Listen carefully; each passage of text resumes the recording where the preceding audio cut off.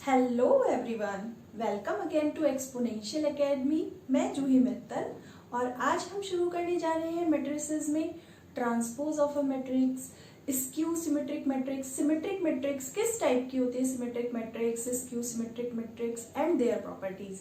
So let's start. तो matrices में start करते हैं transpose of a matrix. What is transpose of a matrix? Transpose of a matrix, transpose क्या होता है किसी मैट्रिक्स का?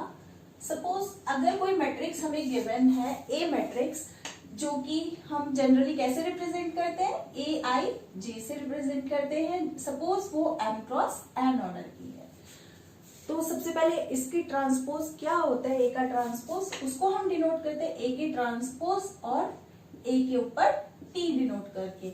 और वो क्या होता है? हमारे जितना भी ए आई जे है वो ए जे आई में कन्वर्ट हो जाता है। Means A transpose equal to, अभी ए आई जे था, ये ए का ट्रांसपोज कर दिया तो जो जे है वो आई में कन्वर्ट हो जाता है और आई जे में, तो ए जे आई और ऑर्डर भी चेंज होगी, क्या हो जाता है? N cross m. तो दैट इज इंटरचेंजिंग, जो कि हम एग्जाम्पल से देखते हैं। सपोज एक फॉर एग्जाम्पल एक मैट्रिक्स दी हुई है ए, जो कि 1 2 3 4 5 6 कितने ऑर्डर किए? 2 क्रॉस 3 ऑर्डर किए। देन ए का transpose will be what? Transpose क्या होता है हमारा? ए आई जे किसमें कन्वर्ट होता है? ए जे आई में। अब ए आई जे क्या था हमारा? ए आई जे होता है A11। अब A11 तो A11 ही रहेगा, तो हम क्या करते हैं? रो को उठा के कॉलम में कन्वर्ट कर देते हैं, ये सेकेंड कॉलम बन जाता है। तो ये हमारे पास आ जाएगा 1 2 3 4 5 6। अब इसका ऑर्डर देखेंगे हम, 3 रोज हो गई है और कितने कॉलम हो गए? 2 कॉलम हो गया है। तो that is the transpose of a matrix. तो हमने देखा ए कितना ऑर्डर की थी? 2 क्रॉस 3 की, तो एम क्रॉस एन ऑर्डर किस में कन्वर्ट हो जाता है? एन क्रॉस एम में, जो कि 3 क्रॉस 2 हो गया है। तो हमने देखा जो रो थी वो कॉलम बन चुकी है और जो कॉलम थे, ये कॉलम थे वो रो बन चुके हैं। देखो 1/4 पहले कॉलम था, अब वो रो बन चुका है एंड जो हमारी रोज थी वो कॉलम बन चुकी है। तो transpose is column converts into rows and rows converts into column. तो हमने वही किया, ए आई जे आई मींस वही इंटरचेंजिंग है। तो that is the transpose of a matrix. अब इसकी कुछ इंपॉर्टेंट प्रॉपर्टीज आती है, प्रॉपर्टीज ऑफ ट्रांसपोज। प्रॉपर्टीज आती है जो कि मोस्ट इंपॉर्टेंट है। नंबर फर्स्ट आती है, ट्रांसपोज का भी अगर ट्रांसपोज कर दिया जाए, एक ट्रांसपोज मैट्रिक्स थी यानी कि रो कन्वर्ट्स इनटू कॉलम, अगर उसको फिर से ट्रांसपोज किया जाएगा तो रो कॉलम में कन्वर्ट हुआ और कॉलम फिर से रो में हो गए, तो हम देखते हैं वापस सेम टू सेम मैट्रिक्स आ गई है। जैसा कि हम यहाँ पर ही देख सकते हैं, अगर इसका फिर से अगर हम इस मैट्रिक्स का ट्रांसपोज करेंगे, ए ट्रांसपोज का ट्रांसपोज अगर हम करेंगे तो हम देखते हैं फिर से कॉलम कन्वर्ट्स इनटू रो। तो अब हमारी 3 क्रॉस 2 का ऑर्डर किस में कन्वर्ट हो जाएगा? That will convert into 2 cross 3 and column becomes into row. तो 1 2 3 4 5 6। तो ट्रांसपोज का ट्रांसपोज देखो एज इट इज क्या आ गया? वापस वही मैट्रिक्स आ गई। तो हमने देखा अगर किसी मैट्रिक्स का ट्रांसपोज करेंगे और उसका फिर से ट्रांसपोज कर देंगे तो एज इट इज वापस वही सेम वाली मैट्रिक्स हमें मिल जाती है। तो ये थी हमारी फर्स्ट प्रॉपर्टी।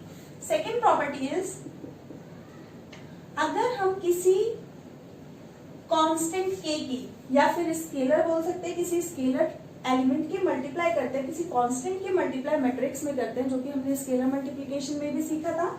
तो अगर हम किसी कांस्टेंट की मल्टीप्लाई ए मैट्रिक्स में करते हैं, उसका ट्रांसपोज करते हैं, तो उस कांस्टेंट पर कोई फर्क नहीं पड़ता, सिर्फ क्या होता है वो मैट्रिक्स चेंज होती है। तो हमारे पास के तो एज इट इज रहेगा और ए का ट्रांसपोज हो जाएगा मैट्रिक्स का। जैसे कि हम एक एग्जाम्पल से भी देख सकते हैं, हमारे पास ये एक मैट्रिक्स थी, अगर हम इसमें 2 की मल्टीप्लाई करेंगे, 2 की मल्टीप्लाई सब में हो जाएगी, ट्रांसपोज करेंगे तो मैट्रिक्स चेंज हो जाएगी, row becomes into column and column becomes into row. लेकिन उस 2 का कुछ नहीं होगा, 2 तो एज इट इज ही रहेगा। एक एग्जाम्पल से बताती हूँ। फॉर एग्जाम्पल सपोज एक मैट्रिक्स है ए जिसमें एलिमेंट है 1 2 3 4। अब मैं के की ही मल्टीप्लाई कर देती हूँ, के ए, कोई के इज अ स्केलर तो हम 1 2 3 एनीथिंग कुछ भी ले सकते हैं। तो के मैंने ले लिया, के ए विल बिकम के 2k 3k 4k, तो ये आ गया हमारा ka। अब इसका हमें क्या करना है, ka डैश ट्रांसपोज करना है। ka का ट्रांसपोज करेंगे तो हमें पता है वो किस में कन्वर्ट हो जाएगा, रो बिकम्स कॉलम, तो ये आ जाएगा। अब ये रो कॉलम बन जाएगी तो ये बन जाएगा k 2k, तो ये रो को हमने क्या बना दिया, कॉलम। सिमिलरली ये वाली रो भी कॉलम बन जाएगी, तो यहाँ पर आ जाएगा 3k 4k।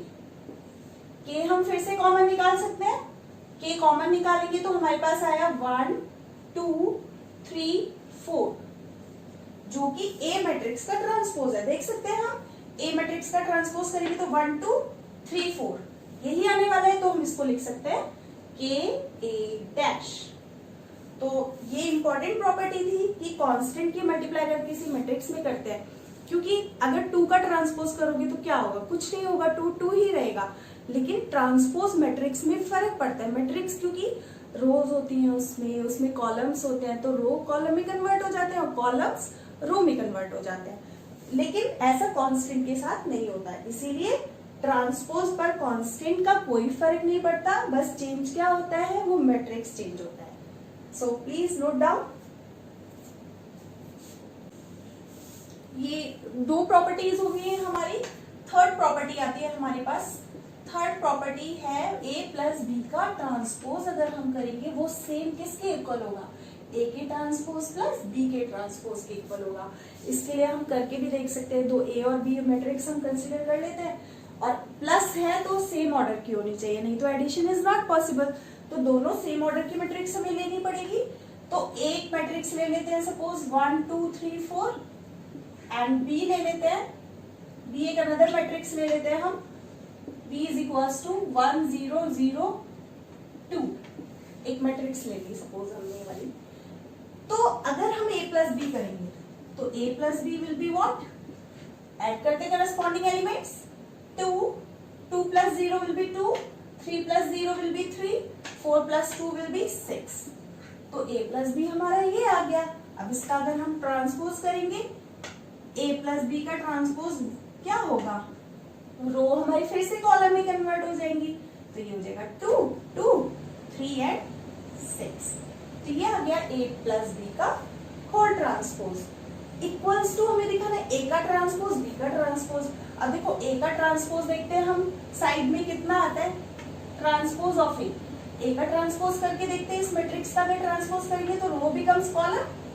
तो देखो रो कॉलम, इस रो को अगर कॉलम बनाएंगे तो ये बन जाएगा 1 2, और इस रो को कॉलम बनाएंगे तो ये बन जाएगा 3 4। तो ये आ गया a dash. Similarly find b dash, तो वो हो जाएगा 1, अब ये रो कॉलम बन गई है तो 1 0 एंड देन 0 2, जिस पर फर्क ही नहीं पड़ा। ये वाली अगर मैट्रिक्स है, देखो इसमें ट्रांसपोज पर फर्क ही नहीं पड़ा कि इस टाइप की अगर डायगोनल मैट्रिक्स है हमारे पास, तो देखा हमने ट्रांसपोज पर कोई फर्क नहीं पड़ता। This is also a important point, right. तो a dash plus b dash हम ट्राई करते हैं कितना आता है। अगर हम इसको ऐड करेंगे तो that will equal to 2, 1 plus 1 2, 3 plus 0 will be 3, 2 plus 0 will be 2, 4 plus 2 will be 6, which is same. We can see these are the same matrix. Hence this was the result. तो property number 3rd। Next आती है property number 4th, which is most important. Please note down. Next, property number 4th. Property number 4th is, ये सबसे important property है, property number 4। वो क्या है, क्योंकि मल्टीप्लीकेशन के लिए, अभी हमने पढ़ा एडिशन के लिए, अगर कोई matrix as it is first property थी, कोई मैट्रिक्स का 2 बार ट्रांसपोज कर दो तो वो सेम मैट्रिक्स आ जाती है। सेकंड मैट्रिक्स थी, सेकंड प्रॉपर्टी थी हमारे पास, अगर हम किसी कांस्टेंट एलिमेंट की मल्टीप्लाई मैट्रिक्स में करते, उसका ट्रांसपोज करते, तो उस कांस्टेंट पर कोई फर्क नहीं पड़ता, वो एज इट इज रहता है। चेंज क्या होती है, बस मैट्रिक्स का ट्रांसपोज हो जाता है। अभी हमने एडिशन वाली पढ़ी थी प्रॉपर्टी। नेक्स्ट आती है मल्टीप्लिकेशन के लिए, which is most important, A B dash. 2 matrix है ए और बी, और दोनों का हमें क्या करना है, प्रोडक्ट करना है और फिर ट्रांसपोज करना है। अब देखो उनका प्रोडक्ट कैसे आता है, रिवर्स होकर। ये हमेशा इक्वल होता है रिवर्सल के, कि 2 मल्टीप्लिकेशन की हमने ए बी डैश, तो अभी हमने देखा था प्लस वाली 3rd प्रॉपर्टी थी, प्लस के लिए तो एज इट इज आ गया था a प्लस बी का dash is equals to a dash plus b dash, लेकिन मल्टीप्लीकेशन में क्या हुआ कि वो b डैश आगे आया और a डैश, क्योंकि मल्टीप्लीकेशन में हम देखते हैं a b और b a का आगे पीछे होना बहुत ज्यादा मैटर करता है, क्योंकि वो matrix multiplication is not commutative, इसलिए ये मैटर करता है ये रिजल्ट कि जब हम दो मैट्रिक्स के प्रोडक्ट का ट्रांसपोज करते हैं तो वो रिवर्स में उनके ट्रांसपोज के मल्टीप्लीकेशन के इक्वल होती है। तो हम ये रिजल्ट्स प्रूफ करके देखते हैं। सपोज एक मैट्रिक्स है, कैसे ले लेते हैं, पहले तो मल्टीप्लीकेशन पॉसिबल होना चाहिए, इसके लिए मैंने प्रीवियस वीडियो में आपको बताया था कि मैट्रिक्स मल्टीप्लीकेशन पॉसिबल है कि नहीं, सबसे पहले ये जरूरी है। लेकिन मैं दो मैट्रिक्स ले रही हूँ, suppose 1 2 3 4, next B is 2 3 2 2 1 1 which is of order 2 cross 3। अब हमने देखा ये है 2 क्रॉस 2 की, ये है 2 क्रॉस 3 की, तो क्या ये दोनों मल्टीप्लीकेशन पॉसिबल है? Is A B is possible? हमने कहा था अगर फर्स्ट वाली के ए बी प्रोडक्ट तभी पॉसिबल है यदि फर्स्ट मैट्रिक्स के number of columns equal to हो जाए सेकेंड मैट्रिक्स के नंबर ऑफ रोज के। अगर ऐसा है तो हमारी मैट्रिक्स मल्टीप्लीकेशन पॉसिबल है, और मल्टीप्लाई होने के बाद जो मैट्रिक्स आएगी वो किस ऑर्डर की आएगी? 2 क्रॉस 3 मैट्रिक्स ऑर्डर की। तो 2 क्रॉस 3 ऑर्डर की ए बी मैट्रिक्स आने वाली है जिसका ऑर्डर कितना होगा? 2 क्रॉस 3 होगा। तो नेक्स्ट स्टेप, दोनों को मल्टीप्लाई करते हैं, ए बी को अगर मल्टीप्लाई करेंगे तो row by column that will be equal to 1 into 2 2 plus 4, तो 2 प्लस 4, ये फर्स्ट एलिमेंट हो गया। फिर से फर्स्ट रो की सेकंड कॉलम में करेंगे तो 3, 1 इंटू 3 2 इंटू 2 इज 4। नेक्स्ट आता है हमारे पास रो को करेंगे 1 प्लस 2, तो ये आगे हमारे पास। नेक्स्ट आता है सेकेंड रो का फर्स्ट कॉलम में 3 into 2 will be 6, 4 into 2 will be 8। Next फिर से करेंगे सेकेंड कॉलम में सेकेंड रो की, तो 3 3 9 plus 4 into 2 is 8, then 3 plus 4। तो सॉल्व करके देखते हैं हम कितना आता है ये matrix. 6 7 3, then 8 and 6 is 14, 9 and 8 is 17 and this is 7। तो ये आ गई हमारी ए बी। अब इसका हमें क्या करना है? ट्रांसपोज करना है, ए बी का ट्रांसपोज। तो ए बी हमारी कैसी मैट्रिक्स आ गई? ये आ गई। अब ए बी का अगर हम ट्रांसपोज करेंगे तो वो कन्वर्ट हो जाएगी किसमें? ये थी 2 क्रॉस 3 की, तो वो कन्वर्ट हो जाएगी 3 क्रॉस 2 में। तो वो कैसी मैट्रिक्स देखने को मिलेगी? 6 7 3, फर्स्ट रो फर्स्ट कॉलम बन जाएगा, सेकेंड रो सेकेंड कॉलम बन जाएगा, तो 14 17 एंड 7। तो ये आ गई हमारा ए बी डैश। अब हम निकालते हैं B dash and A dash और दोनों को मल्टीप्लाई करते हैं। क्या वो पॉसिबल है?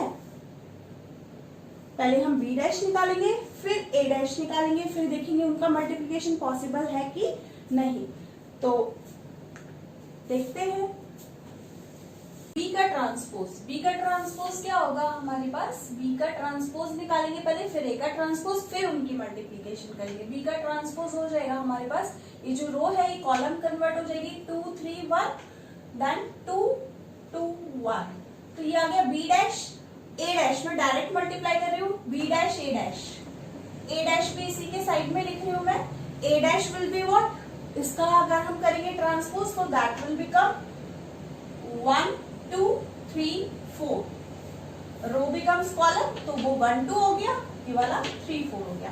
तो पहले मैट्रिक्स मल्टीप्लिकेशन पॉसिबल है क्योंकि ये 3 क्रॉस 2 ऑर्डर की है, 2 क्रॉस 2 ऑर्डर की, यस इट इज पॉसिबल, क्योंकि मिड वाले दोनों मैच करते हैं और जो मैट्रिक्स आने वाली है वो 3 क्रॉस 2 ऑर्डर की आने वाली है। और देखो हमारा जो ए बी डैश था वो भी तो 3 क्रॉस 2 ऑर्डर का था, तो ये आ जाएगा हमारे पास। इसको मल्टीप्लाई करते हैं, देखते हैं कितना आता है हमारे पास। तो रो बाय कॉलम पहले आएगा 2 plus 4, 2 plus 4, next will be what? First row का सेकेंड कॉलम में करेंगे तो 3 into 2 will be 6 plus 8, then next second row की फर्स्ट कॉलम में तो 3 plus 4, 3 plus 4, then second row की सेकेंड कॉलम में तो 9 प्लस 4 to 8 तो 1, फिर थर्ड रो की फर्स्ट कॉलम में सेकेंड कॉलम में तो वो आ जाएगा 1 plus 2, 1 plus 2, then 3 plus 4, 3 plus 4। तो चेक करते हैं कितना आता है सॉल्व करके। 4 plus 2 is 6, 8 6 is 14, 4 plus 3 is 7, 2 plus 1 is 3, 9 8 हमारा हो जाएगा कितना 17 एंड 4 प्लस 3 विल बी 7। क्या ये सेम आई है? Yes, as it is 3 cross 2। तो from equation second and from equation first we can see कि ए बी डैश हमेशा किसके इक्वल होता है? B dash A dash. लेकिन अगर हम ए डैश बी डैश करते, क्या वो पॉसिबल था? ए डैश बी डैश तो मल्टीप्लीकेशन ही नहीं पॉसिबल था। यहां से ये रिजल्ट प्रूफ होता है। पहले अब देखते हैं ए डैश बी डैश पॉसिबल था। ए डैश बी डैश का ऑर्डर था 2 cross 2, A dash B dash, A dash का ऑर्डर कितना था 2 क्रॉस 2। नेक्स्ट बी का ऑर्डर है 3 क्रॉस 2, बी डैश का ऑर्डर। तो देखो इनका तो ये ही मैच नहीं करता मिड वाला टर्म कि ए डैश की number of columns equals to B dash की नंबर ऑफ रोज के, वही मैच नहीं करता। तो ये तो मल्टीप्लिकेशन ही नहीं पॉसिबल था। तो हम देखते हैं मल्टीप्लिकेशन के केस में ट्रांसपोज में क्या हो जाता है? रिवर्स ऑर्डर में मल्टीप्लाई हो जाती है। So please note down. Transpose के बाद अब आता है symmetric and skew symmetric matrix. Hope so transpose अच्छे से समझ में आया होगा। तो नेक्स्ट आता है सिमेट्रिक मैट्रिक्स। सिमेट्रिक मैट्रिक्स कैसी मैट्रिक्स होती है? अब ट्रांसपोज से ही रिलेटेड होती है ये सारी मैट्रिक्स। सबसे जरूरी है इनका स्क्वायर होना। ये वाली दोनों मैट्रिक्स में हम क्या करने जा रहे हैं कि these matrix should be square. Number first point है square matrix. Number first matrix should be square. Transpose में ऐसा नहीं था, लेकिन इसमें ऐसा जरूरी है कि ये मैट्रिक्स क्या होनी चाहिए? स्क्वायर होनी चाहिए, राइट? तो दोनों के लिए ही एप्लीकेबल है ये कि सिमेट्रिक और स्क्यू सिमेट्रिक मैट्रिक्स के लिए सबसे पहले तो मैट्रिक्स का स्क्वायर होना जरूरी है। अब क्या है? ट्रांसपोज से ही रिलेटेड है। अगर मैट्रिक्स बिल्कुल ट्रांसपोज के इक्वल आ जाए, अब हमने मैट्रिक्स का ट्रांसपोज करके देखा था, और ऐसा सिर्फ कब पॉसिबल है? जब मैट्रिक्स कैसी हो? स्क्वायर मैट्रिक्स हो। क्योंकि हम उसका ट्रांसपोज करेंगे वो तभी सेम आएगा कि सपोज 3 क्रॉस 3 की मैट्रिक्स है, तो ट्रांसपोज करेंगे तो ऑर्डर चेंज नहीं होगा 3 क्रॉस 3।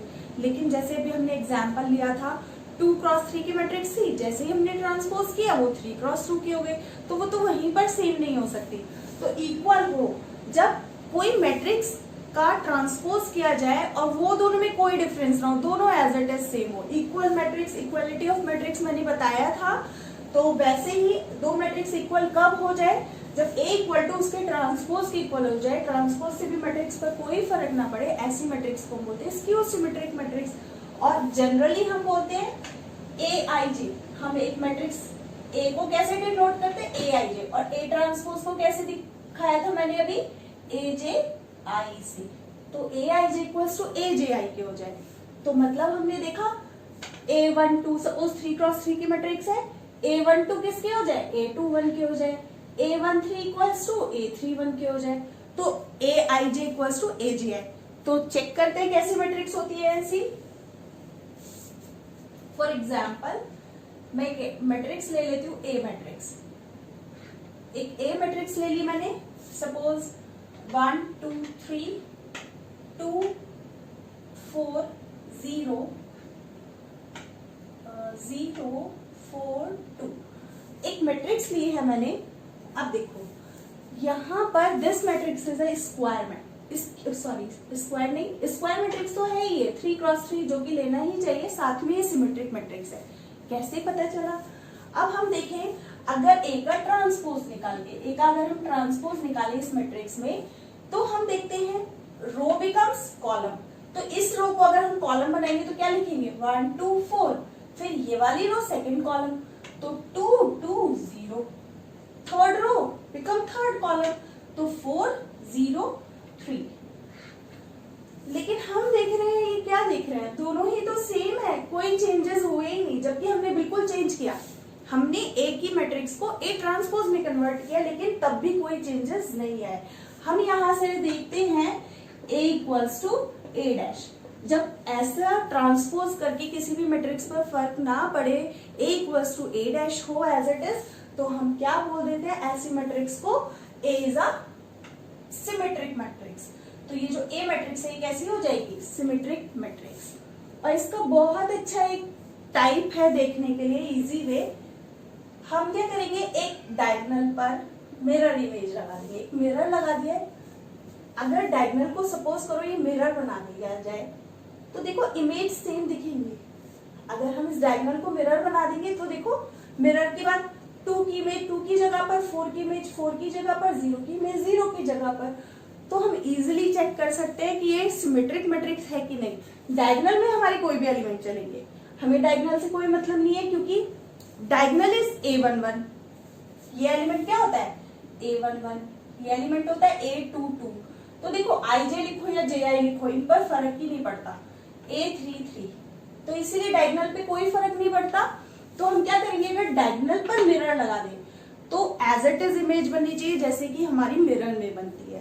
तो अगर ऐसा हो जाता है without any reflection should be same, तो अगर रिफ्लेक्शन एकदम सेम होता है तो हम कह सकते हैं that matrix is a symmetric matrix. और otherwise we can check by using A equals to A dash. तो ये थी हमारी सिमेट्रिक मैट्रिक्स। सिमिलरली हमारे पास आती है skew symmetric matrix. Number first square होना चाहिए, वो इसमें भी है। First matrix should be square, सबसे पहले स्क्वायर मैट्रिक्स होनी चाहिए।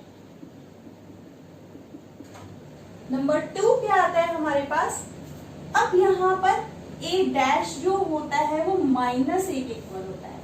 मतलब अगर हम A का ट्रांसपोज करते हैं तो बस कितने का डिफरेंस होता है, आती वो A के ही इक्वल है जैसे इसमें आती थी, बस एक माइनस साइन का डिफरेंस हो जाता है, वो नेगेटिव ऑफ A आती है।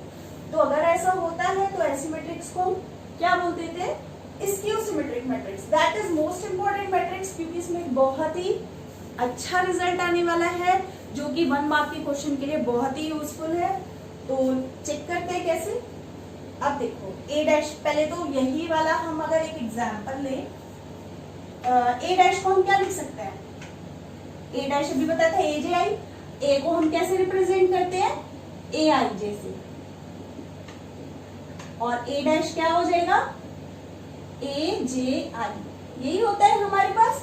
तो चलो सब्स्टिट्यूट करते हैं, AJI equals to what, minus का AIJ। तो हमने देखा AJI इक्वल्स टू माइनस का AJI आ गया, AIJ आ गया। अब अगर हम इसे इधर लेकर आएंगे तो ये ऐड हो जाएगा। हम इसको कितना लिख सकते हैं, A का ट्रांसपोज है तो AJI है, ये आ जाएगा AIJ plus AJI equals to 0। तो हमने देखा इन दोनों का सम क्या आ गया, 0 आ गया। हाँ, तो हमने देखा AJI इक्वल्स टू माइनस का AIJ, और दोनों को सम करेंगे तो इन दोनों का सम क्या आना चाहिए, हमेशा 0 आना चाहिए। तो यानी कि A21 और A12 को अगर ऐड करें तो दैट शुड बी 0। तो यहां से एक रिजल्ट तो ये मिलता है। और डायगोनल का क्या, मोस्ट इंपॉर्टेंट, यानी कि जब पहले तो इसी वाली टर्म को समझो कि हमारे पास AIJ यानी कि A12 और हम A21 को अगर ऐड करेंगे तो दैट शुड बी 0। यानी कि इन दोनों का सम 0 कब होगा, यही अगर मैट्रिक्स ले तो इन दोनों का सम कब 0 होगा, जब एक नेगेटिव और एक पॉजिटिव हो। तो ये होना चाहिए सबसे पहला एक रिजल्ट, ये समझ में आ गया होगा।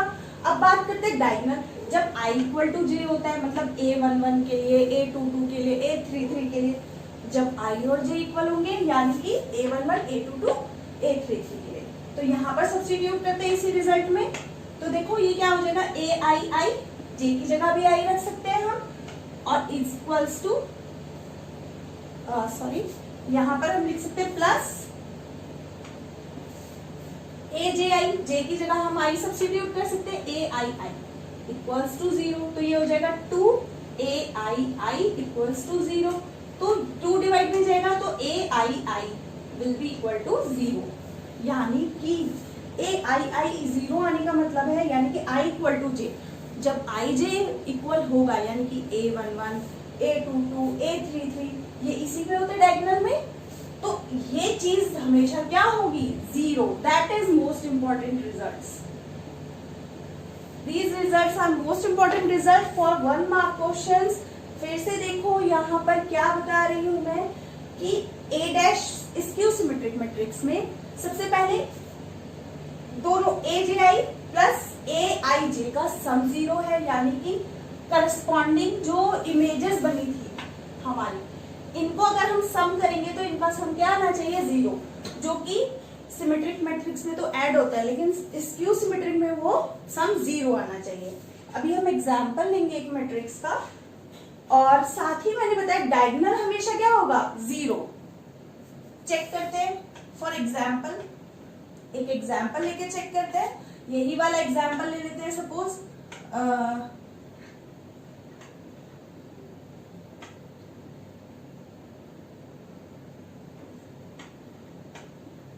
ऐसे ही कोई एग्जांपल ले लेते हैं, तो ये हो जाएगा 2, एक माइनस ले लेते हैं, ये माइनस है तो ये प्लस ले लेते हैं, -1।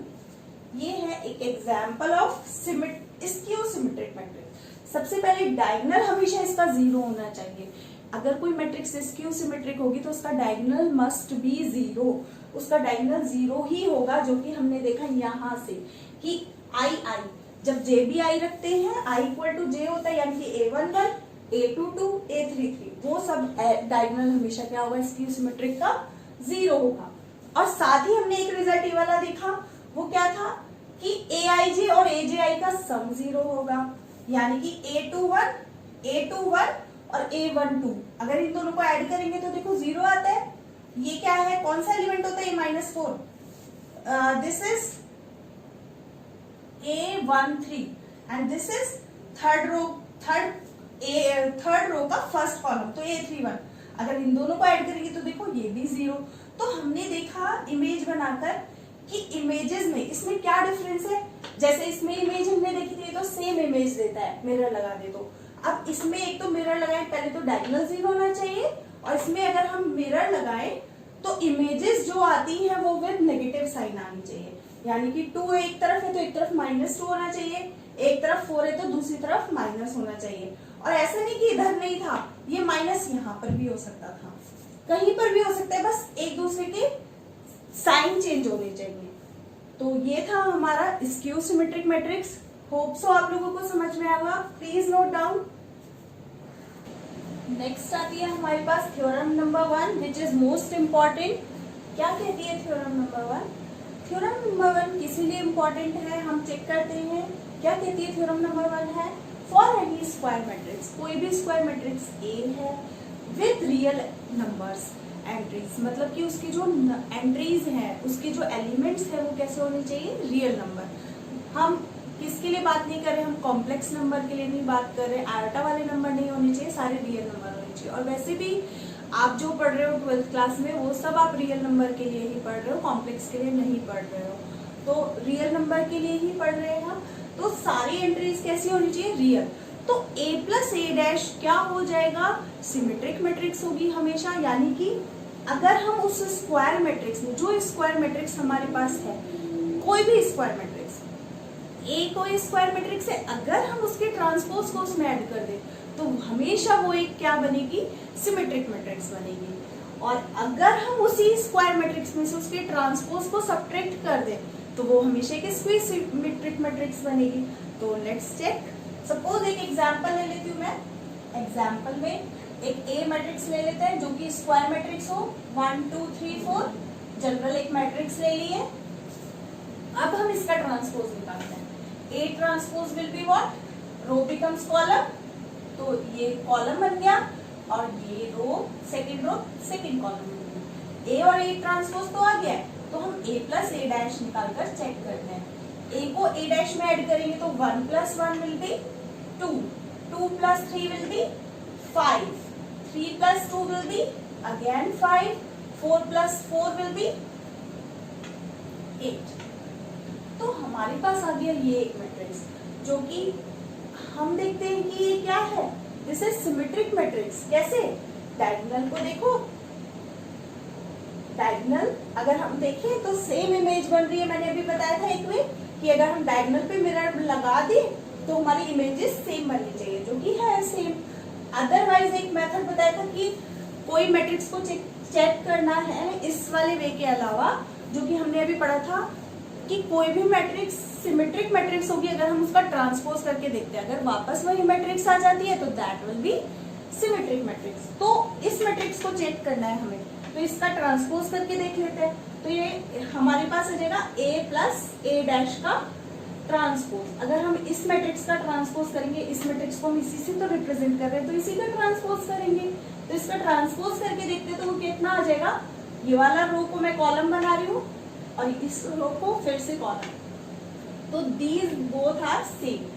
तो जब किसी का ट्रांसपोज वापस उसी के इक्वल आ जाते हैं तो ऐसी मैट्रिक्स को हम क्या बोलते हैं, दैट इज सिमेट्रिक मैट्रिक्स, जो कि अभी पढ़ा ही था हमने कि A इज इक्वल्स टू, अगर A डैश के हो जाता है कोई मैट्रिक्स है, उसका ट्रांसपोज उसके इक्वल हो जाता है, तो दैट इज सिमेट्रिक मैट्रिक्स। तो यही तो हुआ, इस मैट्रिक्स का ट्रांसपोज किया हमने, जो कि सेम वही मैट्रिक्स आ गई है, तो that means A plus A dash is a symmetric matrix. Symmetric matrix. तो हमने देखा कि कोई भी जनरली की स्क्वायर मैट्रिक्स है तो उसका जैसे ही हमने उसमें ट्रांसपोज ऐड किया, तो ऐसा सिर्फ 2x2 में नहीं, कोई भी स्क्वायर मैट्रिक्स आप ले सकते हो, 3x3, 4x4, कोई भी आप ट्राई करके देख सकते हो। तो कोई भी स्क्वायर मैट्रिक्स लोगे, अगर उसका ट्रांसपोज करके उसमें ऐड करोगे तो हमेशा आप मिरर इमेज लगा के देख लेना, उसकी जो इमेजेस होगी वो सेम बन रही होगी, दैट मीन्स वो हमेशा क्या होगी, सिमेट्रिक मैट्रिक्स होगी। नाउ नेक्स्ट विल बी, आता है हमारे पास a माइनस ए डैश। अब इसी को इसमें से सब्ट्रैक्ट करके देख लेते हैं, तो a minus A dash will be what, this minus this will be 0, 2 minus 3 will be -1, 3 minus 2 will be 1, 4 minus 4 will be 0। तो देखो this is skew symmetric matrix. कैसे, अभी मैंने बताया था स्क्यू सिमेट्रिक मैट्रिक्स के लिए मोस्ट इंपॉर्टेंट कि डायगोनल 0 होना चाहिए, तो डायगोनल 0 दिख रहा है। और देखो इमेजेस भी कैसी है, विथ चेंज साइन, अगर एक पॉजिटिव है तो दूसरी नेगेटिव है, अगर इन दोनों को सम करेंगे तो वो 0 आएगा। अभी यही पढ़ा था हमने स्क्यू सिमेट्रिक मैट्रिक्स में, तो देखने से ही दिख रहा है ये स्क्यू सिमेट्रिक मैट्रिक्स है, लेकिन फिर भी हम उसका ट्रांसपोज निकाल के चेक कर सकते हैं। स्क्यू के लिए हमने क्या पढ़ा था अभी, कि हम उसका ट्रांसपोज निकाल के देखेंगे तो नेगेटिव ऑफ ए के इक्वल आना चाहिए। तो इसका ट्रांसपोज निकाल के देखते हैं, यही एक ए मैट्रिक्स है, इसका अगर हम ट्रांसपोज करेंगे तो देखो कितना आता है, इसका ट्रांसपोज करके देखते हैं। तो ट्रांसपोज करेंगे तो देखो ये रो कॉलम बन जाएगी और ये वाली रो कॉलम बन जाएगी, तो 1 0। तो आ गया है हमारे पास ये। अब देखो ये इसके जैसी नहीं है, लेकिन जैसे ही हम माइनस कॉमन लेंगे, यानी कि माइनस कैसे कॉमन लेंगे, एक माइनस कॉमन ले लेते हैं, माइनस से मल्टीप्लाई जैसे हम करते हैं माइनस कॉमन लेंगे, तो माइनस वाला ये क्या बन जाएगा, this is equals to minus का, हम इसको ऐसा भी तो लिख सकते हैं 0 -1 1 0, क्योंकि -1 की अगर मैं अंदर मल्टीप्लाई करूंगी तो एज इट इज ही आएगा, तो इसको हम ये भी लिख सकते हैं, ठीक है, स्केलर मल्टीप्लिकेशन के थ्रू। तो हमने देखा अब ये सेम बन गए, तो इक्वल टू हमने देखा माइनस को एज इट इज, और ये वाली मैट्रिक्स ये सेम ही तो है, which is equals to a minus A dash के। तो हमने देखा कि इस मैट्रिक्स का अगर हमने ट्रांसपोज किया तो वो नेगेटिव के इक्वल आता है, जो कि किसको शो करता है, hence this matrix is a skew symmetric matrix, skew symmetric matrix. तो that is the most important result, यानी कि कोई भी हमारे पास स्क्वायर मैट्रिक्स है, अगर हम उसके ट्रांसपोज को उसके साथ ऐड करते हैं तो वो सिमेट्रिक बन जाती है, और उसी के ट्रांसपोज को अगर सब्ट्रैक्ट कर देते हैं तो वो स्क्यू सिमेट्रिक बन जाती है। तो कोई भी आप जनरली मैट्रिक्स लेकर, स्क्वायर मैट्रिक्स लेकर चेक कर सकते हो। तो ये था हमारा most important topic, please note down. Next आती है हमारे पास थ्योरम नंबर 2, ये भी बहुत इंपॉर्टेंट है, सारे एक्सरसाइज के क्वेश्चन इसी पर बेस्ड है, और ये भी एक इम्पॉर्टेंट रिजल्ट है जो कि थ्योरम नंबर 1 से ही रिलेट करता है। अब थ्योरम नंबर 2 क्या कहती है, कोई भी, अभी हमने क्या पढ़ा था, हमने देखा था थ्योरम नंबर 1 में कि किसी भी स्क्वायर मैट्रिक्स को अगर उसी के ट्रांसपोज से ऐड कर दे तो वो सिमेट्रिक मैट्रिक्स बन जाती है। किसी भी स्क्वायर मैट्रिक्स को उसी के ट्रांसपोज से सब्ट्रैक्ट कर दे तो स्क्यू सिमेट्रिक मैट्रिक्स बन जाती है। अब हम क्या देख रहे हैं कि कोई भी स्क्वायर मैट्रिक्स है अगर हमारे पास तो उसको कैसे एक्सप्रेस किया जा सकता है as the sum of symmetric and skew symmetric matrix, यानी कि दैट रिजल्ट, यानी कि हमारे पास हम कैसे बोल सकते हैं कि ए अगर कोई स्क्वायर मैट्रिक्स थी, ए प्लस ए डैश हमारा क्या था, अभी ये थी सिमेट्रिक मैट्रिक्स, अभी हमने प्रूफ किया था फर्स्ट थ्योरम में, तो ये थी हमारे पास symmetric matrix, A minus A dash हमारे पास क्या थी, skew symmetric matrix, skew symmetric matrix. तो अगर उन दोनों को सम कर दे तो वापस हमें वो स्क्वायर मैट्रिक्स मिल जाती है, यानी कि सिमेट्रिक का सम स्क्यू सिमेट्रिक का सम, बस वो क्या होती है, वो डबल आती है कि जितना ए था अगर हम यहाँ से 2 एलसीएम लेके वहां करेंगे तो ये 2a हो जाएगी। तो अगर हम सिमेट्रिक और स्क्यू सिमेट्रिक, और हम ये भी देख सकते हैं, देखो इस रिजल्ट से ए को अगर हम यहाँ पर एलसीएम लें तो ये 2a को हम ऐसा भी लिख सकते हैं, ए plus A dash plus A minus A dash. क्या हम ऐसा नहीं लिख सकते इसको, ए 2a ए डैश कैंसिल, तो 2a, और उसी से हमारे पास एक रिजल्ट आ जाता है, a is equals to half A plus A dash and plus half A minus A dash, जहां पर अभी थ्योरम नंबर 1 में हमने पढ़ा था ये सिमेट्रिक है और दिस इज स्क्यू सिमेट्रिक, और ए कोई स्क्वायर मैट्रिक्स। हम एक एग्जांपल के थ्रू देखते हैं, तो हमने यहाँ पर देखा कि किसी भी स्क्वायर मैट्रिक्स को उसी की सिमेट्रिक और स्क्यू सिमेट्रिक के सम के फॉर्म में लिखा जा सकता है। फॉर एग्जांपल, जो कि अभी हमने रिसेंटली किया है, यही मैट्रिक्स ली थी, उसका ट्रांसपोज करेंगे तो यही आएगा। अभी हमने ए प्लस ए डैश निकाला था, ए माइनस ए डैश निकाला था, ये symmetric matrix skew symmetric matrix यही निकाली थी। अब हम देखते हैं क्या a इज इक्वल टू सच में इन दोनों के सम के हाफ के इक्वल आता है, तो हम देखते हैं राइट हैंड साइड वैल्यू रखकर, तो राइट हैंड साइड लेके के चलते हैं, तो that will be half a plus A dash, a plus A dash की वैल्यू होगी 2, 5, 5 and 8 plus half, right hand side value डालू मैं a माइनस ए डैश की, 0 माइनस 1 1 एंड 0। अब इसको चेक करके देखते हैं, दोनों को ऐड करेंगे तो हाफ हाफ, ये कितना हो जाएगा, ये 1 हो जाएगा, ये हो जाएगा 5/2, this is also 5/2, this is 4। इस हाफ की मल्टीप्लाई करेंगे तो 0 minus half half and this is 0, और इन दोनों को ऐड करते हैं तो 1 plus 0 will be 1, 5/2 minus 1/2, 2 LCM लेके करेंगे तो 4/2, तो that will be equal to 2, 5/2 plus 1/2, 5 plus 1 is 6, 6/2 यानी कि 3, 4 प्लस 0 विल बी 4। तो क्या यहीं पर ए मैट्रिक्स नहीं थी हमारी, यही ए मैट्रिक्स थी हमारी। तो हमने देखा कि किसी भी स्क्वायर मैट्रिक्स को इक्वल टू ए आ गई, तो हम लेके चले थे आरएचएस जो कि इक्वल टू एलएचएस के आ चुका है। तो हमने देखा किसी भी स्क्वायर मैट्रिक्स को उसकी सिमेट्रिक मैट्रिक्स और स्क्यू सिमेट्रिक मैट्रिक्स के सम के फॉर्म में लिखा जा सकता है। तो यही था most important result, please note down. तो आज का हमारा टॉपिक यहीं फिनिश होता है।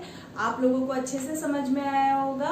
अगर अभी भी कोई क्वेरी रहती है तो आप मुझे कमेंट सेक्शन में लिखकर पूछ सकते हैं, मैं उसे सॉल्व करने की जरूर कोशिश करूंगी।